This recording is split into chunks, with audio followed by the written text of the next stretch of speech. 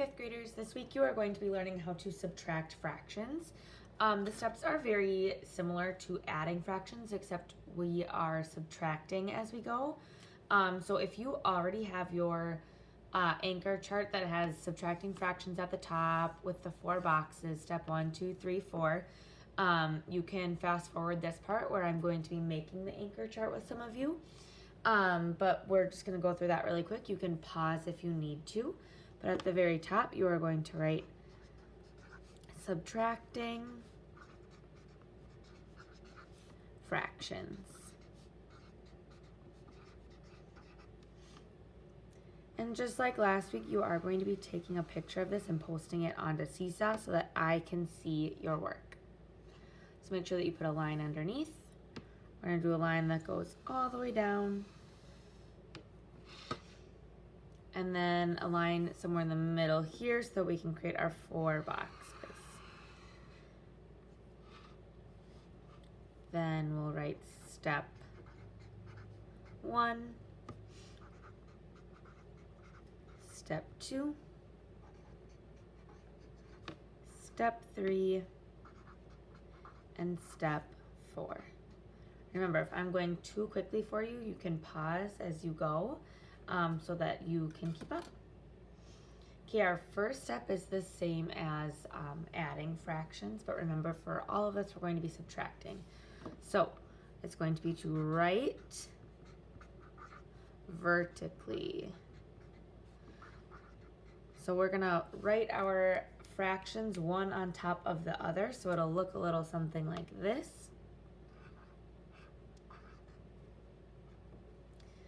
We're going to do 6/9 minus 2/6. And just like we did before, let's acknowledge that we have unlike denominators.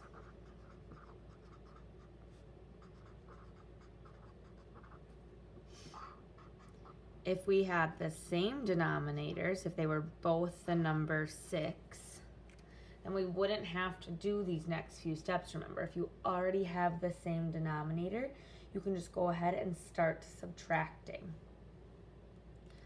So step number 2, after you write them down vertically, is going to be, we're going to find the LCD, which, if you remember, means the lowest common denominator.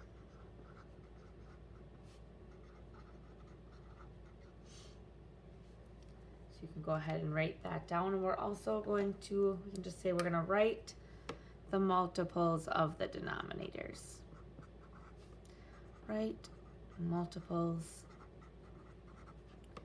of denominators.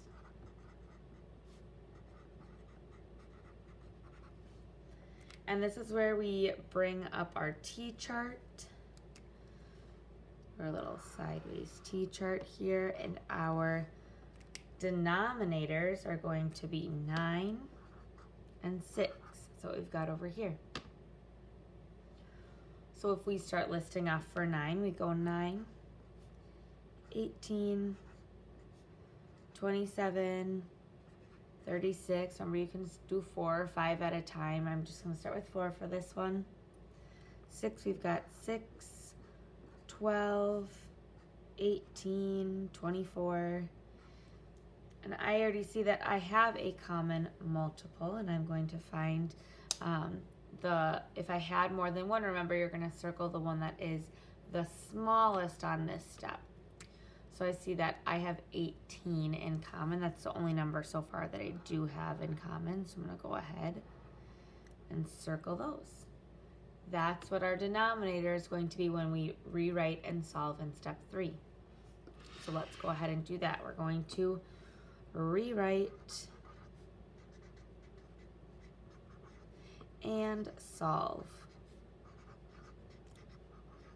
So I am going through this kind of quick because it is the exact same steps as adding fractions, except we are building up to subtracting. So remember, if I'm going too fast, just pause the video until you are caught up. So we are going to write out 6/9 minus 2/6, We're gonna totally set up our problem here, give us something to work with.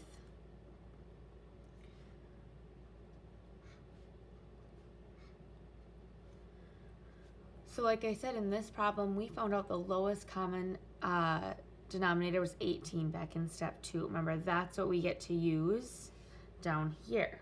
18 is what we are going to, it's going to help us rewrite and solve here. So 18 is the denominator that we are working up to. So we're going to start, you can start with the top fraction or the bottom. I've been telling you guys I always like to start at the bottom. 6 times what equals 18? 6 times 3 equals 18. Whatever I do to the bottom, I do to the top. So I have to do 2 times 3 equals 6. 9 times what equals 18? 9 times 2 equals 18. So 6 times 2 equals 12. If it helps you, remember to rewrite it horizontally so that you can see, I'm going to just do it down here, them next to each other. 12/18 minus 6/18. Remember, I've already worked really hard to get 18 over here. Now that I have 18 for both of them, it stays the same until I simplify. So I just have to do 12 minus 6, which I know equals 6. All right, we've got one last step, and if you remember, our last step is to simplify, and we did a whole anchor chart on this last week. So it might be helpful if you want to go ahead and pause the video and grab your anchor chart so that you can maybe have it next to you as we do this together. But this is where we're going to write out the factors of the fraction. So go ahead and write that down. Write factors of fraction. So we're going to make our handy dandy T-chart again, except remember, we're writing down the factors and not the multiples.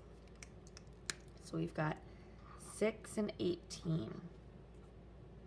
Last week we talked about how when we write down our factors, maybe it's helpful to put them in boxes so we know which ones go with which.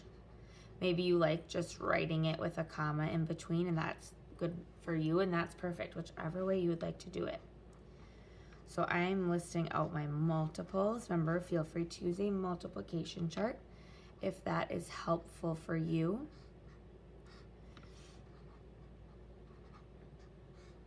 If they don't all fit in one line, just bring them down to the next line.